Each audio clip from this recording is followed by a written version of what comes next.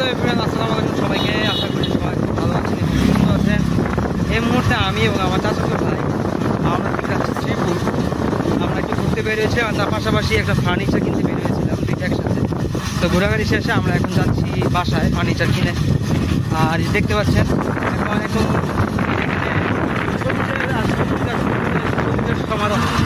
পিছনে দা দেখতে পাবেন, এখানে সব সবুজ আর সবুজ, খুবই অস্থির একটা ওয়েদার। আর বিকালবেলা যদি হয়, বিকালবেলা আমরা যাবো কুচিঙ্গাতে ঘুরতে। তখন আপনারা এই ভিডিওগুলো দেখতে থাকেন। আর যারা যারা দেখছেন সবাই সাবস্ক্রাইব করতে থাকেন। আমাদের বাড়ি এখান থেকে বেশি দূরে না, খুব কাছে এখান থেকে।